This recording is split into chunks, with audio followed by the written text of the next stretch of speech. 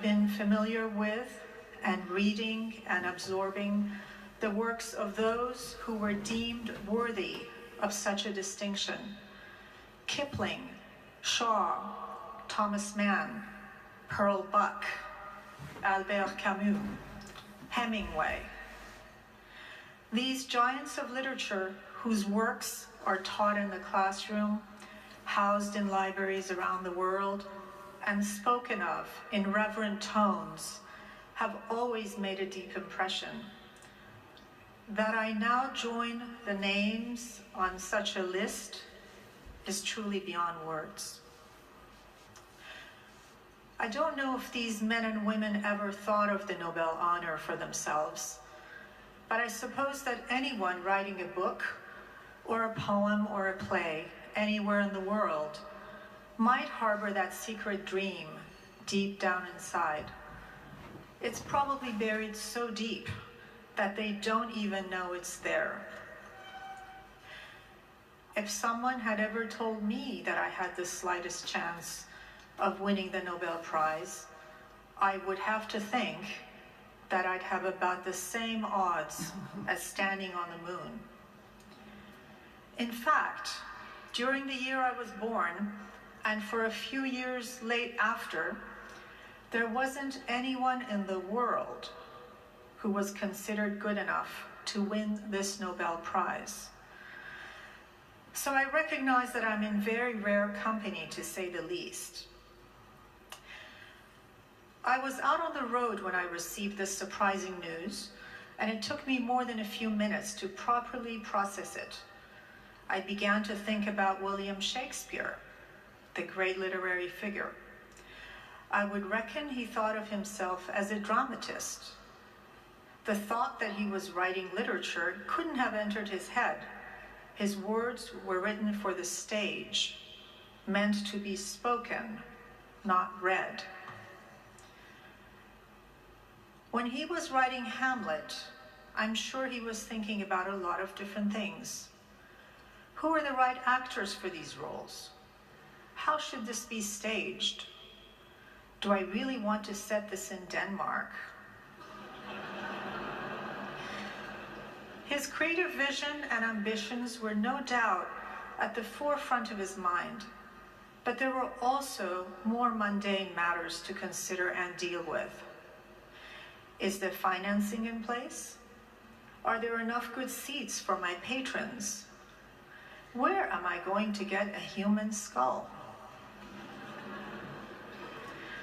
I would bet that the farthest thing from Shakespeare's mind was the question, is this literature?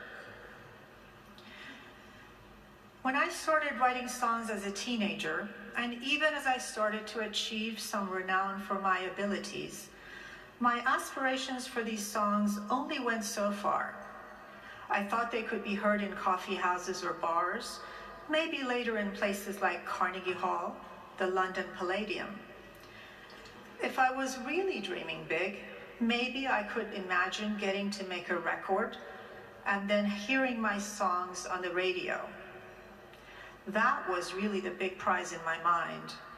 Making records and hearing your songs on the radio meant that you were reaching a big audience and that you might get to keep doing what you had set out to do.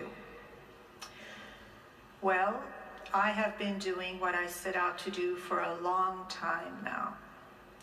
I've made dozens of records and played thousands of concerts all around the world. But it's my songs that are at the vital center of almost everything I do. They seem to have found a place in the lives of many people throughout many different cultures, and I'm grateful for that. But there's one thing I must say. As a performer, I've played for 50,000 people, and I've played for 50 people. And I can tell you that it is harder to play for 50 people. 50,000 people have a singular persona, not so with 50. Each person has an individual, separate identity, a world unto themselves. They can perceive things more clearly. Your honesty and how it relates to the depth of your talent is tried. The fact that the Nobel Committee is so small is not lost on me. But like Shakespeare, I too am often occupied with the pursuit of my creative endeavors and dealing with all aspects of life's mundane matters. Who are the best musicians for these songs? Am I recording in the right studio? Is this song in the right key? Some things never change, even in 400 years. Not once have I ever had the time to ask myself, are my songs literature?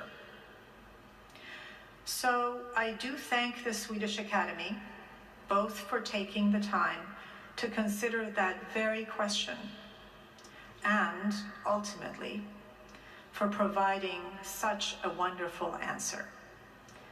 My very best wishes to you all, Bob Dylan.